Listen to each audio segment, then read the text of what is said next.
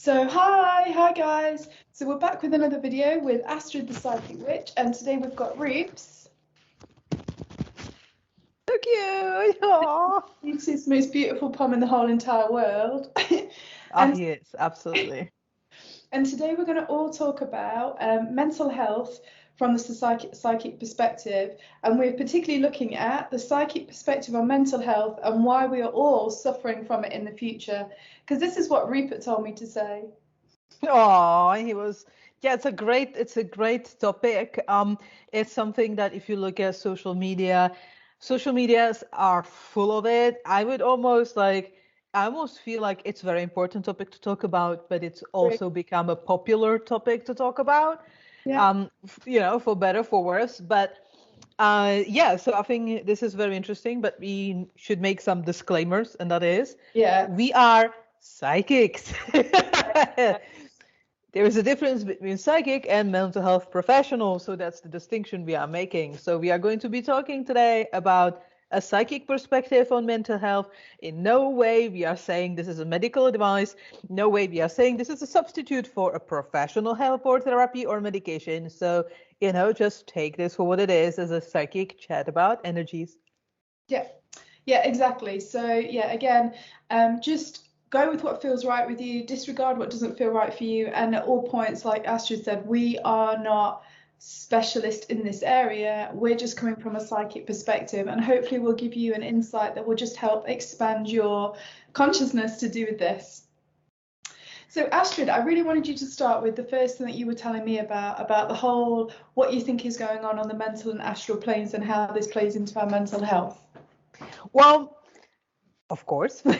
Well, this is basically just a theory of mine, and it's a theory that's kind of is trying to explain from energetical perspective why there seems to be so many people nowadays dealing with mental health problems of a different severities. Obviously, people like that would be always present in all paths of ways and throughout the history. That's not something that would be exclusive to today's time, and obviously back in the day people would not talk about it, so a lot of people would be suffering from severe or mid severity of health problems, and nobody would ever diagnose them, and it would just be either labeled as crazy or in some other ways. So obviously a lot of the stuff that nowadays seems that there is more of it is obviously going to be the fact that it's now more socially acceptable to talk about it, and also that we now kind of understand these things better than we did 100 or 200 years ago. But that being said, from an energetical perspective, I still feel that there is potential an explanation why realistically in the modern technology times, there is a good chance that indeed people nowadays and in the future might be dealing with this stuff more. And that was a theory that Abby was talking about. Well, my base for this theory is basically the idea that, right, you have a three different planes of energy and existence.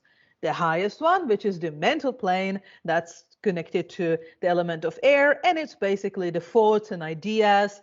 It's airy ideas, technology. It's just like the highest, most subtle energies. Then we have the astral plane, and that's a little bit more tangible. That's things like energies, feelings, emotions. If you are feeling the energy fields in your hands, that's a little bit more tangible than an idea. And then we have the physical plane, which is the heaviest, the grossest, the less subtle energies. So my theory was that nowadays we are spending a lot of time in the top in the mental plane, because we are spending time on a phone, we are spending time on computers, technologies, we are on Facebook, TikTok. All of these things are mostly on the top plane and the mental plane, because they're airy, they are not tangible. You can't touch TikTok, and as a result, they are the most volatile. If we put the most focus and most of our energy and kind of build our personality and who we are in self-awareness in the top, with the main focus in the top world, the mental world, we are putting ourselves in a situation that is very volatile. Let me give you an example. It's very easy to change an idea that's on the mental plane. That's, let's say, I can say, well, I like red. Well, I hate red. That's how quickly you can, how volatile, how quickly you can change things on the mental plane. It's a bit harder when we go to the less subtle plane, which is the astral plane. That's feelings and emotions and energies.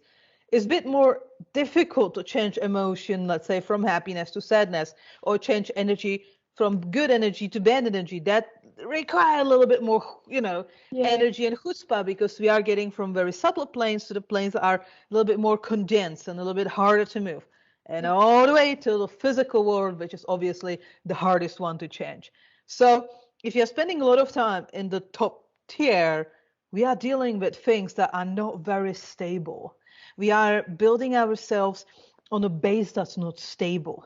The ideas and thoughts, everything can change so quickly. There's lack of stability, and I think lack of stability can always lead to some form of imbalances, Yeah. losing of.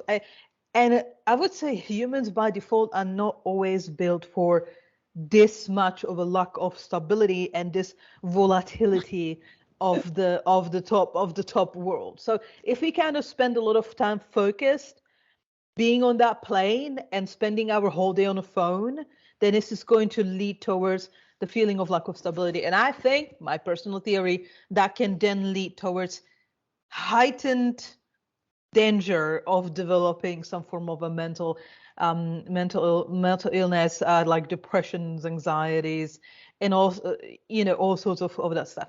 Just my theory, how this how this can happen, and how potentially in the future, as we are moving more into digital world and digital stuff is more and more part of our world, this could potentially be more of a problem in the future than it is potentially even now.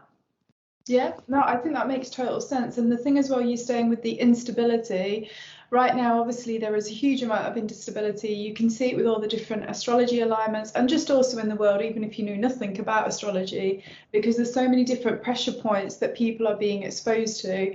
And I agree with you. It's almost like a threshold. I think as humans, we can only take so much instability, and then we go over the threshold. And then once we go over that threshold, we either get sick, we get mental things or emotional disordered patterns or anything at all like that, because it's almost like we've just gone too far. And actually, me to do with, like, say, chiropractic, which I do in my day-to-day, often what you find is if somebody has a lot of stresses, their body might have been coping with something underneath. So they were out of alignment, let's say, and in some people that would give back pain, but this person was able to continue going on and on and on until an additional stress came in any area of their life, and it just took them over the threshold. The body could no longer sustain that imbalance that it was sustaining, and boom, then they've got pain, and then they've got a problem, and then they've got to sort it out.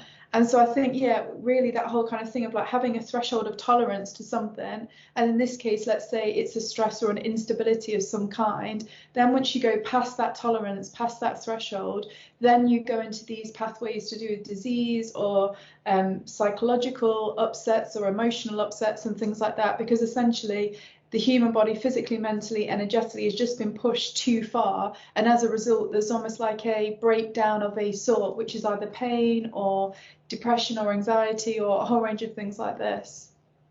I think that also in many cases, like, you don't really understand you're about to hit the threshold until you hit it. Like, like sometimes, like, don't see things until you are there, and then things round, and then like, oh, well, where's it coming from? And then you kind of start realizing that, okay, well, maybe this has been building up. The momentum of this thing was building up for some time before it really like collided into the physical world, physical reality, and manifested that. Yeah, that's definitely a problem. I think everybody was dealing it. Me, definitely, 100%. That's Me as well. And I do think as well, more and more people are gonna obviously keep getting more and more aware of like consciousness or spirituality or their psychology and stuff like that. And I think as you get more and more of a momentum with that, you will always get individual personality breakdowns as you break through a new belief system, or you shatter an old belief system, or you suddenly expand your mind to something bigger than before. And again, all of these are like subtle, or sometimes not so subtle, imbalances or fluctuations within a person's physical, mental, emotional, energetic being. And depending on how sensitive they are or whatever things are going off, I think it can obviously really disrupt the human's internal system one way or another as you go through these big breakthroughs. Even, when you get a shock, shock, even when you get shocking news about something, and you know how it hits you and you can feel your hormones like suddenly pump blood around you faster and your temperature rises, and then suddenly your mind sort of goes into overdrive. Like there's all these very physical things that happen as a result to some form of shock. And a shock in some way is some instability that's come in through a new insight, new awareness, new perception of something, or being told something. And so I think as well, our bodies aren't really overly developed to constantly take that kind of hitting of shocking information or twists and turns or wild cards or whatever. And as we talked in our last video, I think wild cards is a big thing that comes through with a lot of this energy. And again, that creates instability. And then again, this instability like pushes through somebody's threshold of tolerance. And once somebody's tolerance to whatever has been pushed through, this is when all sorts of things can happen. And also, let's also point out, it doesn't necessarily have to be a bad thing in terms of a bad experience. It could also be a really enlightening experience, which the person finds as euphoric in some way. You know, there are different ways I feel like this thing can happen, but invariably, I think it does tend to happen in not quite so joyful ways.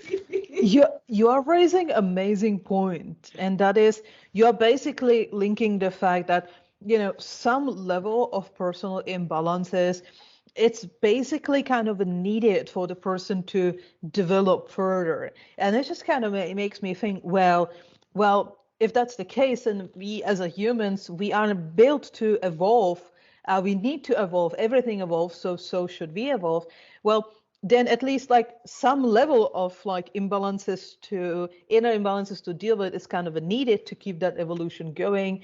So maybe just this idea of like 100% perfect mental health, like 100%, absolutely no problems whatsoever. Maybe it's a myth. Maybe that really can't really happen. Maybe because we need something to offset the balance a little bit to just keep the evolution moving, to keep ourselves moving. Because think that if I would have no problems, like absolutely nothing, like complete clean slate, then I'm not moving. I'm stagnating because like I'm just not doing anything. There is no reason to change. There's no reason to evolve in any way. But I think in this case, what is the difference is the amount. It's a little bit like, you know, like that when you're making a tincture, a few drops of something can be a cure, but if you took too much of it, it's a poison. Yeah. Yeah, I think that is a really good point, actually. And I also do think, I wonder, this is a wonder, like a hypothetical wonder. Sometimes I've wondered if we might all struggle with this so much because it's the preconceived perception society has given to us about this concept, to do with either like having something happen and suddenly we have anxiety, or we have depression, or we have dissociation, or we have just sort of any kind of these kind of things going off, and we're kind of told that, oh no, that's not a good thing, oh no, that's normal. But actually sometimes it might be completely normal to the situation that's occurred. And I know myself with something that was really traumatic, it was only when somebody was able to tell me that actually, oh wait, but this is a normal response to that type of scenario, it suddenly started to normalize everything. It brought it back into my tolerance threshold, because it didn't make it seem like it was something wildly extreme and like what the hell, intense, you know, all these kind of things. And it actually allowed me to then integrate it and move on. So I think there is a lot to be said about the perception that society puts on so many things. And as the beginning bit you were saying about the mental plane, and so much on the phone, so much on social media, ideals and perceptions are like passed like wildfire through us at the moment because of the internet and obviously the way that we all track it. And I think part of a mental health thing is having real discernment about, is this a perception that's right for you, or is this a perception that's being told to you through a certain type of society, funnel, channel, group, whatever? Because I think there's a lot to be said for that kind of thing. And I think humans have an amazing ability to change the perception, and when they change the perception, biologically they change. What I mean by that is the hormones either calm down or ramp up, their body temperature either cools down or raises up, the heart rate increases or decreases, the breathing increases or decreases. And obviously depending on which way you ramp up your body due to that perception depends then on how much of a knock-on effect it has on you, I think mentally, physically, and all the other type of things.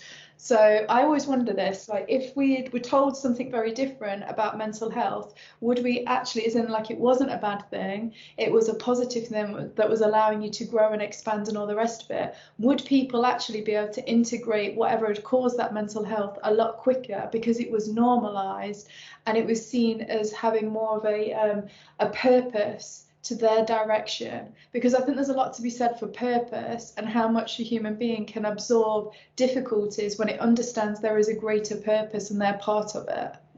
Personally, that's a really interesting and rich thought.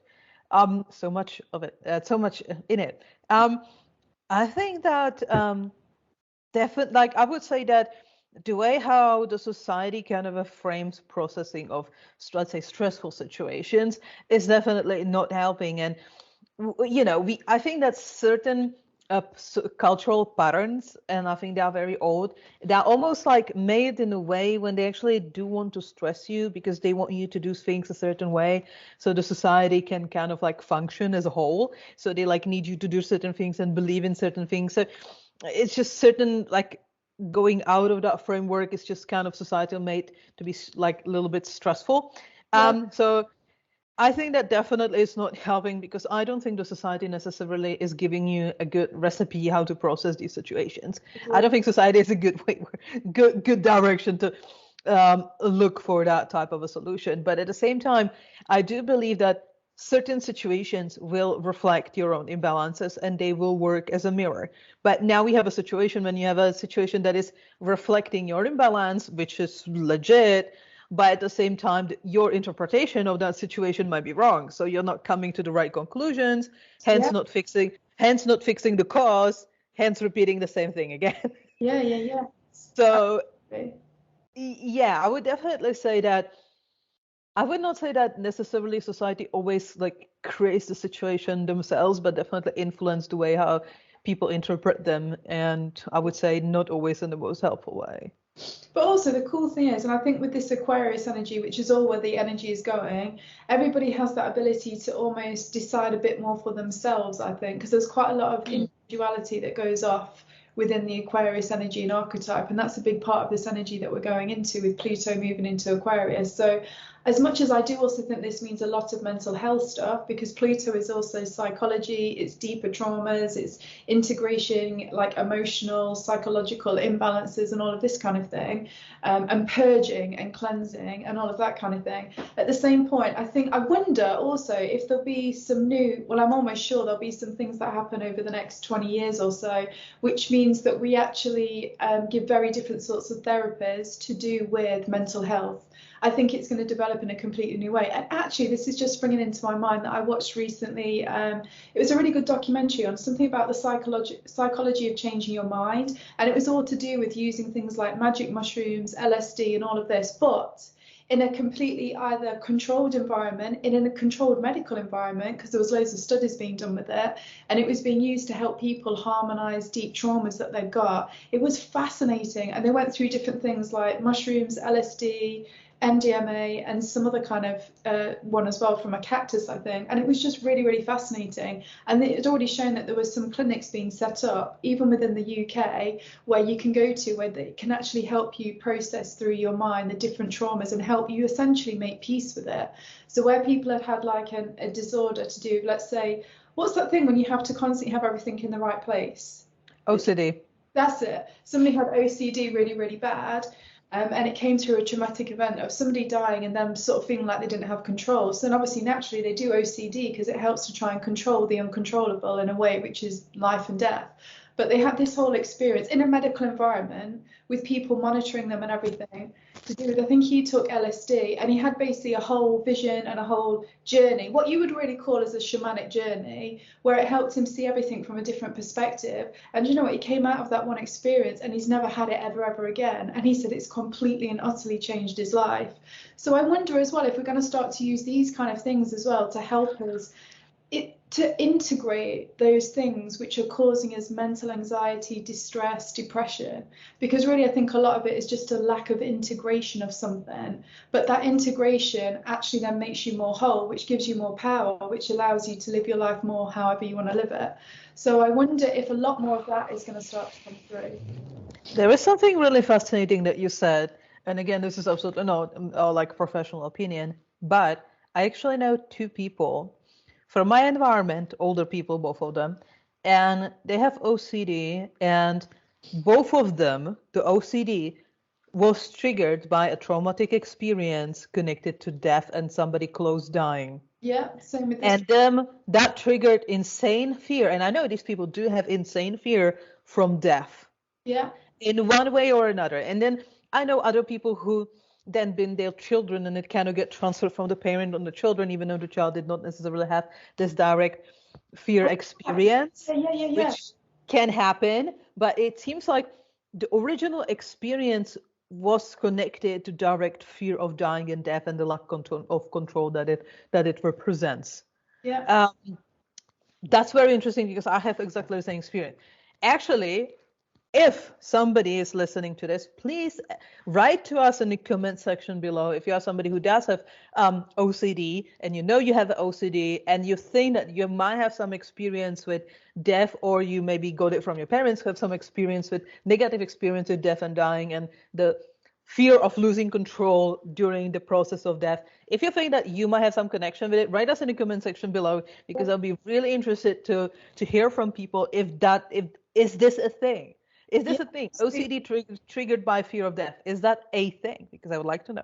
And also, I'll put in the links to these documentaries, because they were really, really interesting. But also, Astrid, you said something as well that was something that I found fascinating, and I think it's very, very relevant to mental health, and it's an area to look at it, which is where you cannot experience the trauma, but you can have almost what's that thing? It's like it's passed down through your DNA on that emotional, psychological level. And even though you haven't directly experienced the trauma, you actually end up displaying the results of having experienced that direct trauma, even though it's never been part of your life. And this is something that I know is known so well in shamanic circles, because it's a thing called family constellations. Have you ever done anything like that, family constellation? No, but I've heard about it from you. So fascinating. Apart from that, yeah, please say more about it. It's because I know it's extremely fascinating thing, and it's one of the things that obviously we are, dear listeners and watchers, we are not saying that your universal answer to all of your problems is like fudge mom, fudge dad is all of their fault. Oh, no, you know. Well, sometimes, but no. But like, we are acknowledging the fact that in some cases, which from my experience is actually quite common, people just somehow like you inherit the eye color, you can also inherit like somebody's like personal imbalances or problems and stuff, and like karmic issues. And but what I noticed, they need to be quite heavy. Like it cannot be something like just a slight little problem. Like it needs to be something like a little bit bigger, and then it can get passed sometimes literally through generations. I like seen stuff that was that was like literally passed down through 3 generations, and the 3rd generation was still dealing with it in a super nasty way. So yeah, it's real, 100%. This can cause a lot of potential mental health, because if you've never had this trauma, let's say, and you were 2 generations from the original trauma, you've never had that trauma, but you're starting to display feelings, thoughts, or even physical symptoms to do with it. Imagine how this disconcerting that is, because you can't understand why you are getting this. If you explain it to somebody, they might be like, what the hell, but you haven't had any trauma. And I can see how this in itself like can tailspin and spiral into another type of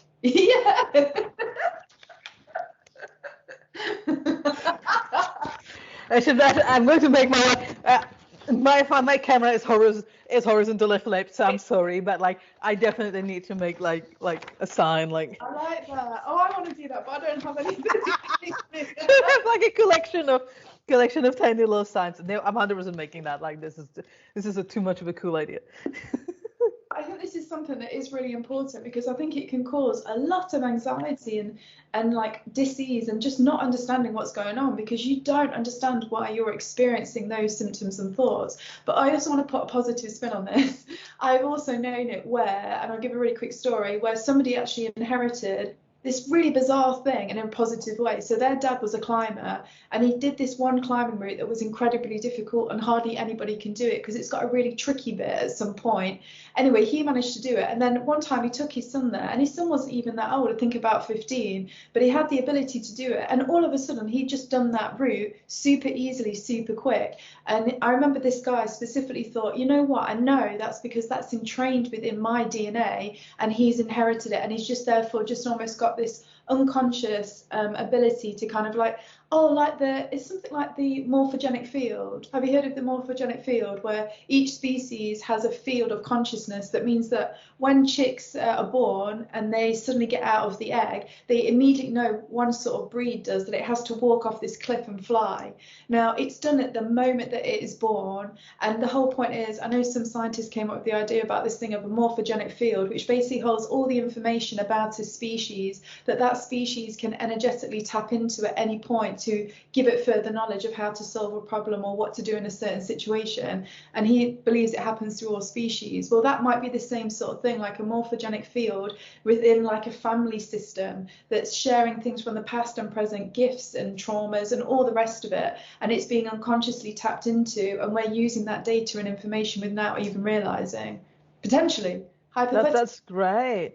I think I would actually also tie physics into this, because, well, in physics they say that energy does not just being created or disappears, but energy simply transforms from one form to another. So like if you put something hot in the cold water, then the energy of the heat just transfers into the water.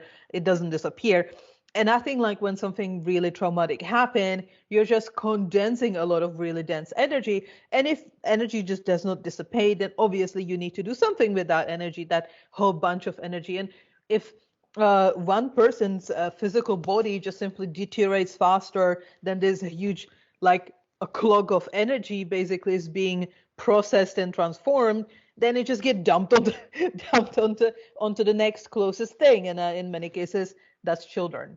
Yeah, absolutely. And I often think as well, it tends to go to the most vulnerable link, which is why I think it often goes to children, because children are so open and haven't got perceptive coming up at that age. And this is why I think it tends to go in that way. But again, obviously, it's only a theory, but it's a feeling, you know. And again, I think this is why we have to be so protective to all of our little young ones, because they're so vulnerable, but they also hold so much ability. So yeah, like roots. I also think that actually animals absorb a lot as well, because again, they're so open and they're so vulnerable. Me and Matthew, we have a theory that cats are like energy purifiers. Oh, like, nice. that they, again, if somebody owns a cat, write us our opinion about cats as energy purifiers down in the comment section below. Because like sometimes when I'm like, we don't have animals obviously apart from the spiders, but which I'm really cute. Which I love. Which I absolutely adore. They're emotional support spiders. But like I feel like sometimes when I'm like upset or something and we go to a cat cafe, then like the energy in the cat cafe feels purified.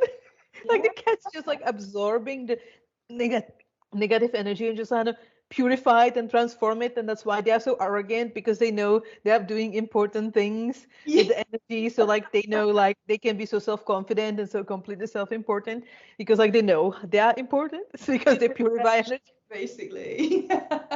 Wild cat energy purifying theory that we have. Again, cat listeners, write us down below. What do you think about that?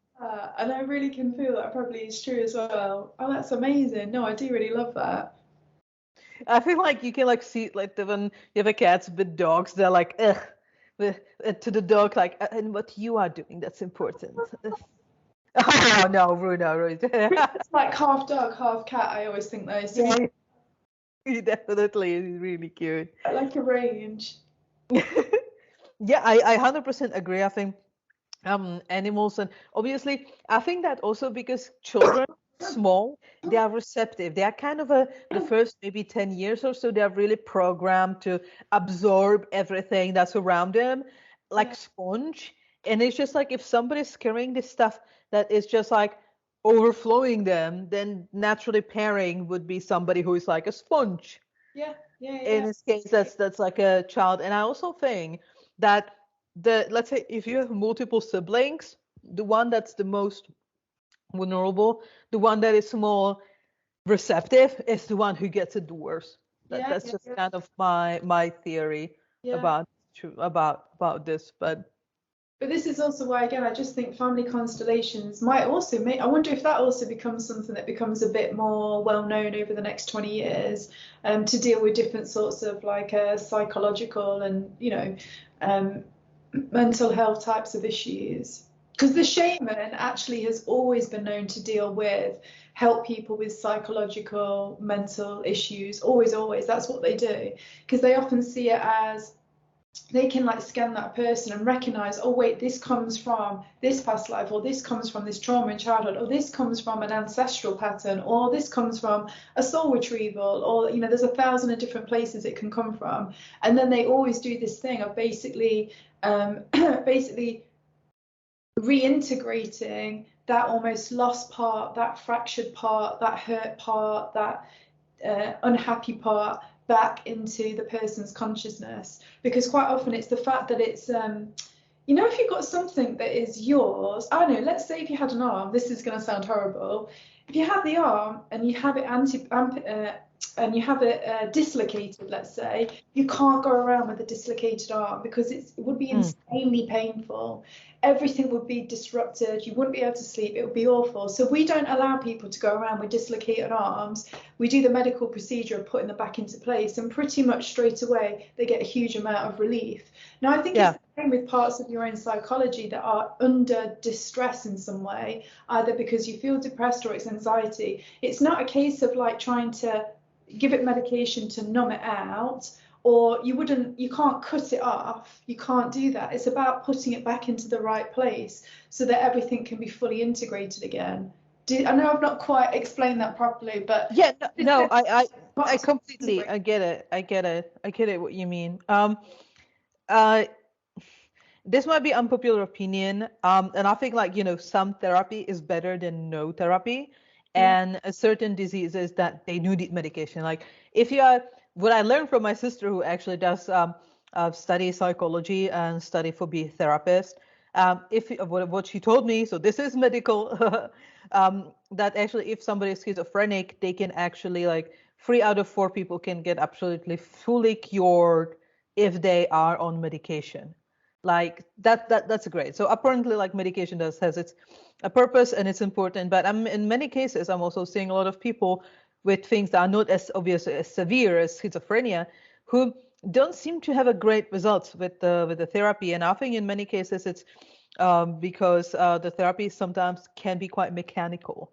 And I know how it works. Like they give you like this questionnaire, you fill in the questionnaire. Based on the questionnaire, they said, oh, you have this and this, and then they give you appeals and some form of procedures.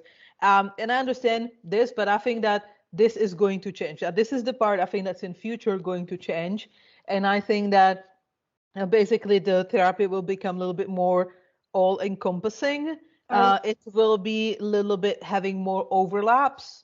It will have, I think it will have more overlaps with body, like feeling different feelings in the different parts of the body. Fields, it will be a little bit more encompassing in terms of understanding energy being passed down through generations. So I think it's going to be a little bit more intergenerational. It's going to be also way more spiritual, way more energetical. Yeah. So I think that's kind of going to become more Aquarian and kind of a less of the kind of robotic mechanical approach to it. Yeah. So I think I think that's where is it going to kind of develop in the future. And I'm pretty sure it's going to have a better success rate than sometimes it have now, especially for the, I would say, milder problems, like let's say light to mid-range anxieties and depressions. I think for this type of therapy might have a better success rates. Yeah, definitely. And I think as well, it's I think just all I can feel on the energetic level is whatever it is, it needs to be integrated. So whether you do that a conventional route or an unconventional route with a medical doctor or with a shaman, you need to feel integrated. Whatever is that thing that's causing the problem, that's almost out of alignment, it needs to be realigned and reintegrated within you, and then you can move forward. Also, like, again, there's just a theory of mind, and that was, let's say, I've been through multiple shamanic journeys without any, uh, without any drugs, just purely shamanic drumming and the Yeah, music and the shaman just basically creating a certain energetical field. yeah, And one of the things that I noticed was that because I was getting a thought and idea that was on the mental level, but the shamanic session provided the emotions. And the emotions really helped me to get that mental problem and then drag it down and change it and solidify it. yeah, Because it was difficult for me to just kind of change it when it was just on a mental level, but when it got the whole transformational process, when it got that extra level of reality with the feelings and the feel and the emotions of that shamanic transformation session, then suddenly it was much easier for me to change. It was more real, it was more here, it was more tangible, it was something I could more grasp and hold in my hands. Where the therapy sessions, that again mostly happening on the mental level. I'm saying so, and obviously there are pills and bad medication, but you talk and they say something back, and then you react and say, "Oh well," and it's still, you know what I mean? It's still quite the experience of it is quite in the mental plane, but when you go on the shamanic sessions, there's a drumming, there's emotions, there's feelings, there's a rhythm. It's just kind of a more there. Does it make sense? It's a stronger experience, and it can sometimes that power of that experience can be the exact push that you might need that the simply talking about something just does not deliver. Does it make yeah. sense? I completely and utterly agree with you because I also have never taken any plant medicine or anything like that. I've only ever done like the shamanic thing where there's been drums or meditation or whatever.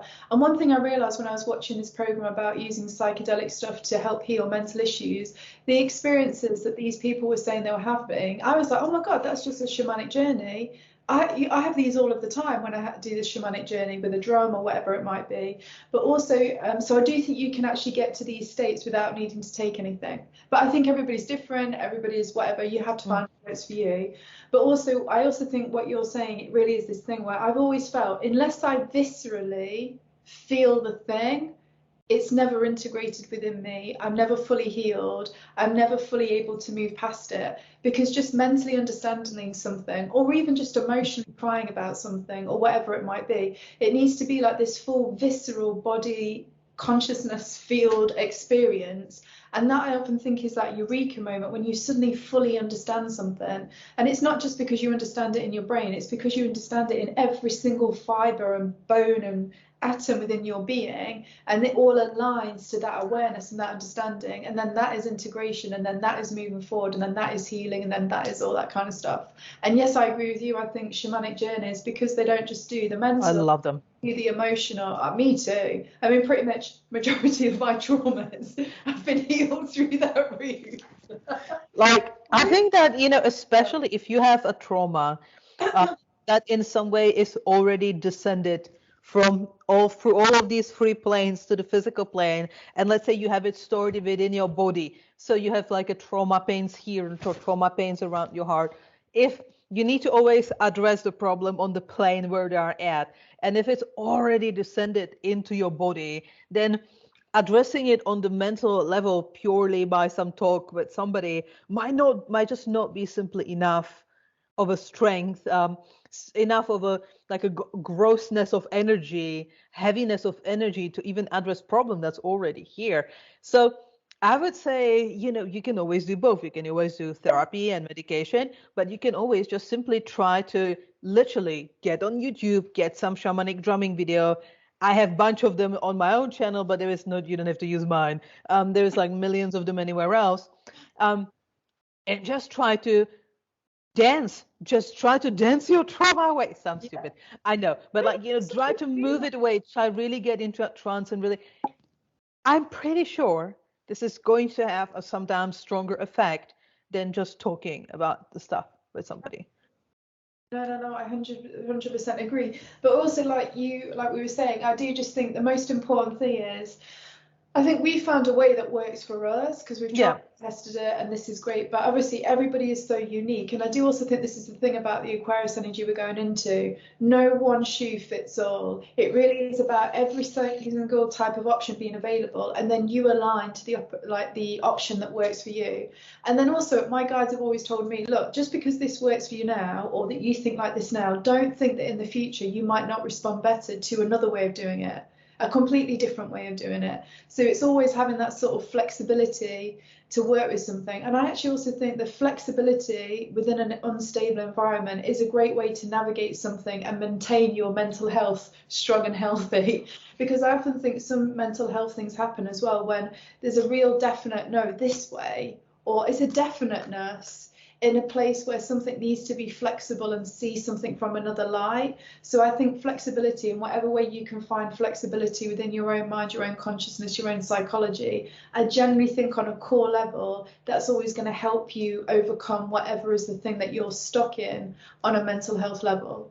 And again, I do really feel like we all have mental health things, because it's just a case of where we just feel distorted within our perception to do with something, which then gives us feelings that don't feel good.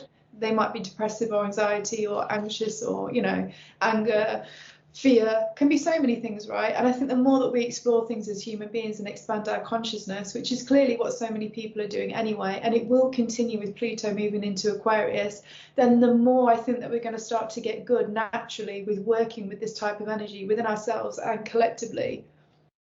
Yeah, 100%, 100%. I agree. Yeah, 100%. I want one of those. I mean, sometimes it's great pick up Rue, but then Rue will get pissed off. That's probably good for his mental health if I do that. I 100% agree. I think, in many cases, like, you simply cannot expect the same brain that is continuously repeating a certain problem to just suddenly come with a solution that's completely out of the frame of its current scope. I think in many cases, like, the willingness to be flexible and the willingness basically change approaches and try new things can be the very different, that can be the difference between being able to find a solution that works and between like going and repeating the same circle again and again. And one of the things that also comes from basically the idea of occult development is that it's like every time, like, occult development and the way how we evolve is basically like literally like a levels in video game, level 1 to level, let's say, 100. The problem is if you are on a level 3, you have problems of level 3, but you cannot see the solutions that, let's say, you would have in level 4. So in level 3, you can resolve the problems of level 3. You can super easily resolve the problems of level 2, and problems of level 1 are no problem for you anymore. But you can't see what is the solutions that somebody who is in level 5 would then apply to your level 3. Yeah. The same way how somebody who is now on level 2 will have a hard time to see what you can see from level 3. Yeah. It's just like in video games. So you have to always think about that. Well, I'm dealing with these things, but I'm kind of dealing from them from the perspective of level 3 or wherever level I am. What can help is to get somebody who is on the higher levels than you, in this, like, for example, has better relationships, has better work, that's kind of alignment in what you do, or is somehow having your life in one way or another way slightly more better, put together than you, and just observe what they're doing, what you're not doing, because that might be that level 5 stuff that is solution to your level 3 problems. Yeah, no, I think that is a really great way of describing it completely. And it also reminds me of sometimes as well, it's about just finding people that see life very differently to you. For example, 100%. my Capricorn parents, so I'm a Pisces, nothing at all like the Capricorn. And actually, for me to stabilize my physical reality, I always know if my mum and dad think this is a good idea, it's good, not because they're my mum and dad, because they're two Capricorns that are as stable as fuck. And so, to pay attention to what advice they're giving me when I'm in a place of instability. So yeah, I think you can also seek out people that you know that have very different characteristics to do with you, but those characteristics could be really powerful to gain that perception to do with what's going on with your situation. And also I love what you're saying about the level games, because actually as you go up a level as well, this is why you always have to be open to different things working for you, because as you go into level 5, yeah, but actually there might not be the same rules applying as when you're in level 3, so therefore you also just need to be flexible to anything happening. Yeah, obviously, and like in level 10, you're not going to have the same armor and the same stuff like you had in level 2. You're most likely going to have something better. So it makes sense. Like if I give you, when you're in level 3, if I'm giving you an armor or something that's of a level 10, then you might not even know how to use it. Might be of no use to you, but when you got there, suddenly it will. So yeah, flexibility is the key. Like I'm always saying that one of the worst transgressions against the divinity is not sins. It's not like going on physical whatever of it, whoever, but it's not evolving. And I think, and being stagnant and not evolving. And you don't have to take my word for it. Just simply look around yourself. Look around yourself. People are not often, let's say, punished by the divine circumstances for things that are traditionally in certain religions considered to be sins, but they're always punished for not evolving, and they're always punished for staying stagnant. That's something that sooner or later is not going to work well for that person. Yeah. And that's, for me, it's a clear sign that yes, that is an actual sin, because that clearly and provably always brings some form of a repercussion from the divine mechanism. Yeah. Because obviously life wants you to evolve, because when you evolve, life evolves. So life keeps experiencing through you. So life's like, come on, get going. Come on. Move. Yeah, exactly that, exactly. This is the last pinch. If you won't move, I'll kick you. Exactly that. Astrid, now what were those questions you thought we could do with cards? Because I think we should, to pull a card. I had a few of them. Okay. So, one of the questions I had was, I am frankly hearing quite often, especially from the spiritual circles, usually more on the New Age side, but it's fairly, I would say, spread an idea that in many cases, you just need to think positively. If you have positive thinking, like, is it that it's some that, you know, reverse psychology, reverse mechanism, it can like fix your circumstances. So some people say, well, positive thinking is the way to go, but other people say, no, it actually made it worse. So I'm like, I don't really have an opinion about that. And when I don't have an opinion, I ask cards for one. Yeah. So I'm like, is positive thinking simply, can it actually help with improving mental health, or is it something that can actually make it worse? Like, okay. What to do with this idea of positive thinking? Are we both going to do it? Yeah. I want Ruth to try. Yeah, well, you have a really nice cards always. Yeah, like... They're so nice. Help. Animal spirit guide. Oh, so precious. How many cards are you going to go for? I usually do 3. For me, that's just enough to go for 3. Get me going.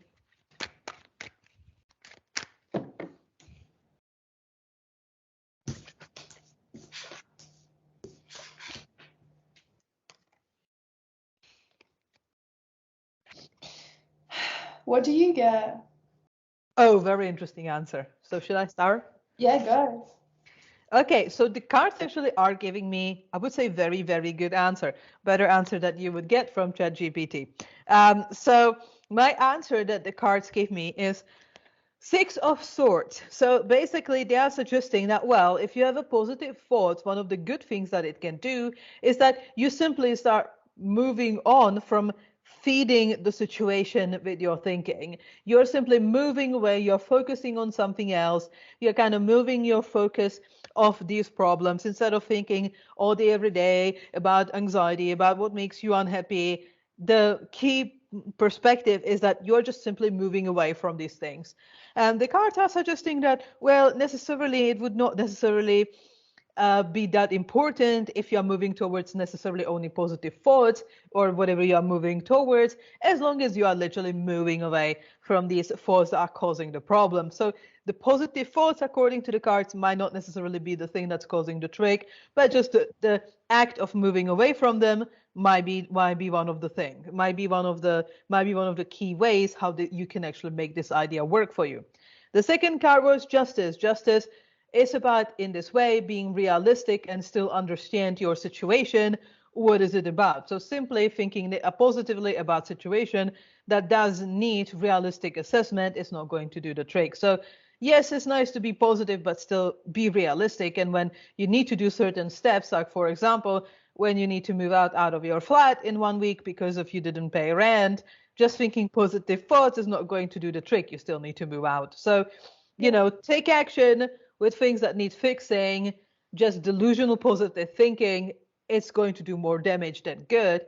And the last card was the Emperor, which is suggesting that one of the positive effects of the positive thinking, again, rather than the positive thinking itself, is the fact that you are taking control of your thoughts. And that the cards are suggesting that's the key point here. By changing your thoughts to positive thinking, you are suddenly getting something that was running rampant, and you are taking charge of your thoughts, and that's what's causing the positive movement in the right direction. So the cards are suggesting positive thinking can help, but not in terms of being delusional, but in terms of you are giving yourself something different to think about, and you are consciously taking control. Those two things are what can work about positive thinking. That's cool, and that makes a lot of sense. And mine's sort of something similar. I get the Queen of Wands, and then Seven of Swords, and then also the Magician. So what I really felt with these is, I think it's really a case of, the thing about doing stuff like with the positive affirmations is it helps to get your power centralized and localized within you and your solar plexus, which allows you actually to take a risk and to see things differently and therefore take a different action. And what I'm getting to do with taking a risk is with this card, to be fair, because it's kind of like, it's just going to give you, it's going to give you energy, momentanize. What's that word? Momentanize? Momentum, energy, build up, all of that together.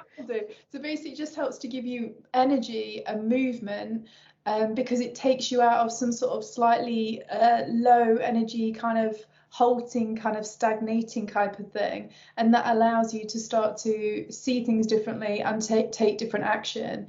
So that's what I get. So it's sort of similar to yours in a way. But I do really think it is, by this, with the Queen of Wands and the Magician, I think it's really important to do. The Magician also can suggest like taking action, is like it's a very active card. Yeah, absolutely. But I think it's very much as well an alignment card, because it reminds me of all physical, mental, emotional, and energetic, everything coming together. So yeah, I think it is. So clearly it is really important. But again, with this Seven of Swords, this can also be that delusional energy as well, remember? Because it can be deceit, all of these kind of things. So I think you have to be honest with yourself. You can't just do positive thinking either. I think so. But I think there's the other thing as well. Queen of Wands, I think she viscerally feels stuff.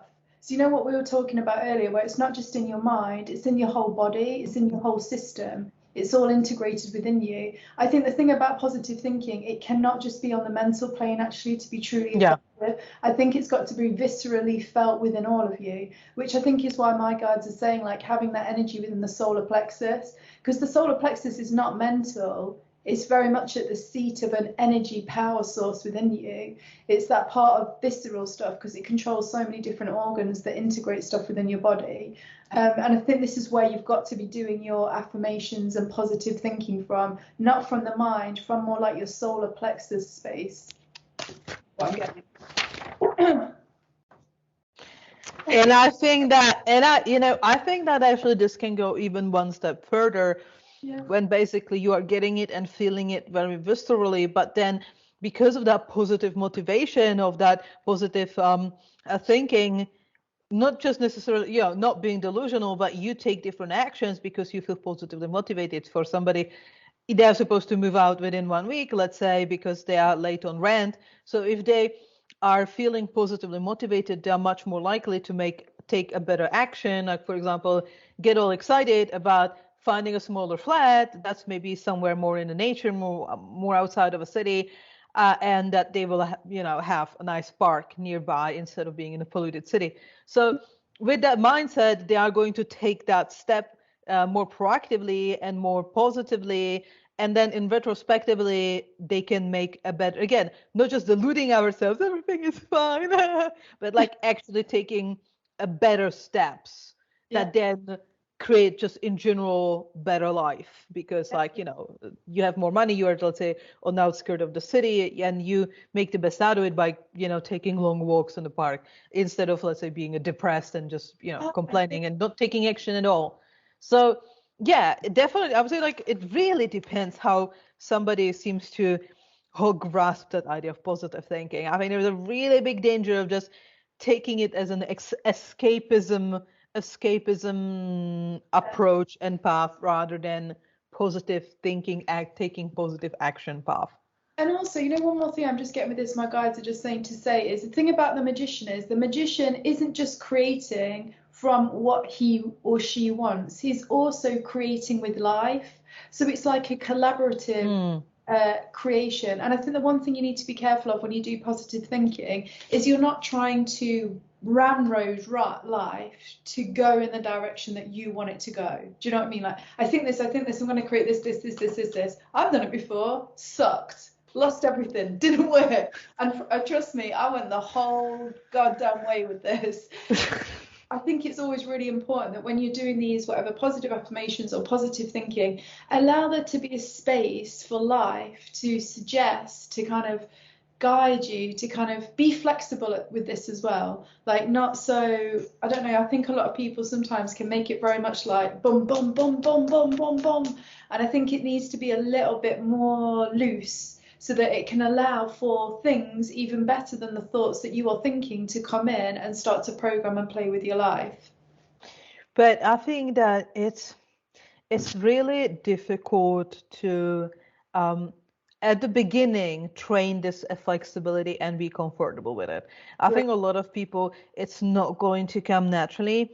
But the thing is that as somebody who, I would say, me myself, I was very much focused on like looking at stability externally rather than internally. And once you have it internally, it makes it significantly easier to be flexible. It's almost like having an anchor. If you just throw out anchor outside of yourself, it's very difficult to just kind of float with the flow, because you'll be constantly like, take it, it will just try to keep bringing you to the same point.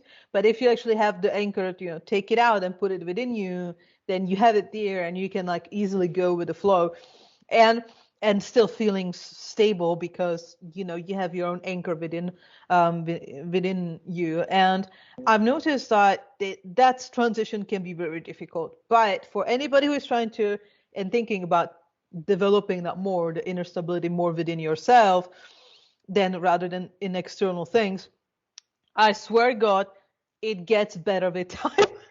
It's usually just really difficult at the beginning, but once it happens, you really feel completely invincible. So because you are not, what is there to tie you down? Like, where is the limitations? Like, if you're in instability, like there is no external stuff that you would necessarily need to like grab onto, and then the sky starting to be the limit. So I understand it's really difficult, but I would say it's one of these things that definitely is much worth developing.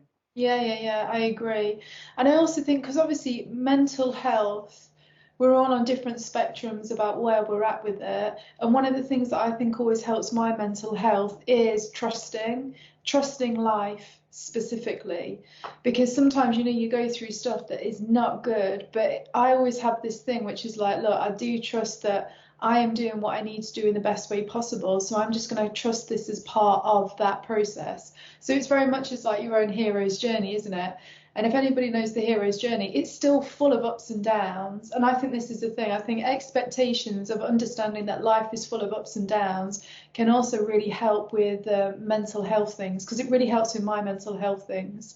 for sure. Just knowing that, you know what, sometimes it's good, sometimes it's bad. Good luck, bad luck. And actually, that reminds me, probably quite a good thing to finish on is this. It was a parable that somebody told me about recently, which is where there's a guy.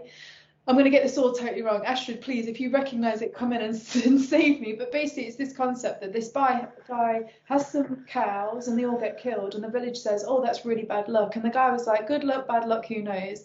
And then his son breaks his arm or something. And the village says, oh, isn't that bad luck? And that farmer's like, oh, good luck, bad luck, who knows? And then this army comes in and they choose all of the men that are fit to take them off to war. And then the village says, oh, isn't that good luck about your son who's broke his arm or whatever? And again, the farmer's like, good luck, bad luck, who knows? And he just goes on and on like this all the time. And it just shows that one incident becomes bad luck, the guy broke his arm. In the next moment, in the next scenario, it's actually good luck because he's not enlisted into the war. And I think this is one of the things about If You Trust Life. Truly, we never truly know what is good or bad luck until we get further on into the future. And one of my worst things of bad luck actually turned into my best things of good luck. And I think this is really 100%. Are you going to say something else?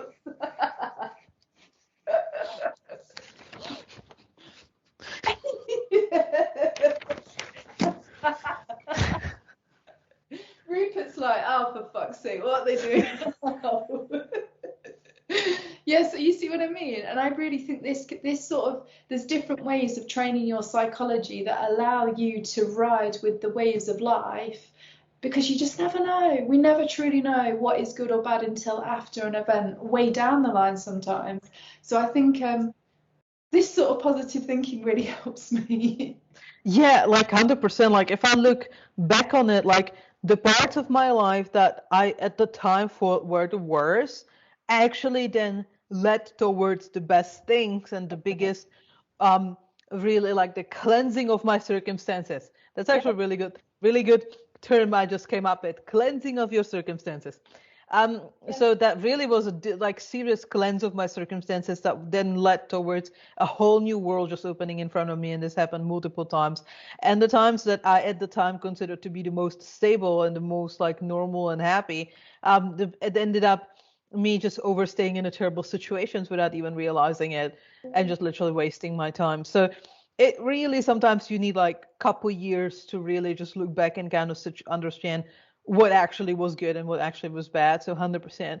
But I would like to also, to close things down from my end, I would like to say one thing, and that is, you know, don't think that just because you have a mental problems of some sort that you're a broken toy. Maybe you're not broken. Maybe you are just on a hero's journey.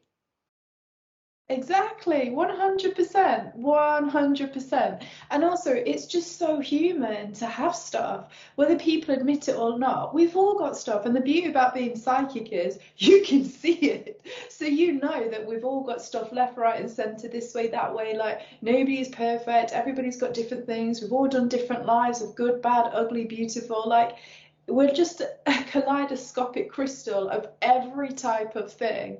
And obviously, I think that's a beautiful thing, to be honest. Oh, you said it's such a beautiful things, but I have one thing that I'm always saying, which is not beautiful at all, but I think it's actually quite a good description, and that is, you know, if you see like a forest animals, like every single forest animal pretty much have some form of rabies or some parasites or just something within itself, and it's just normal. And I'm always saying like we all have our own mental rabies.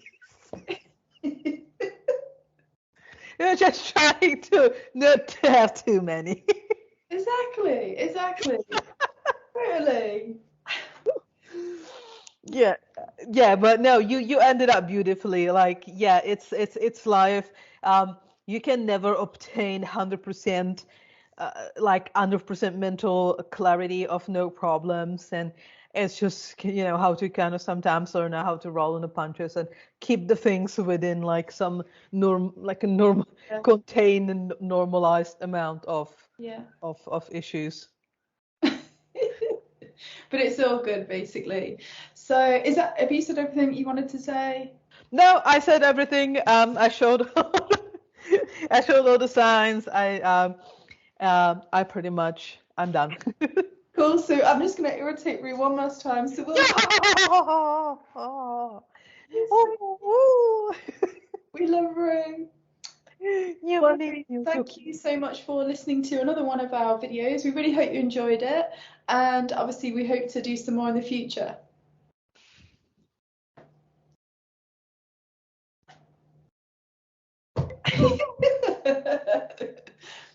Okay, let me, sorry, Rue. Oh, so how long?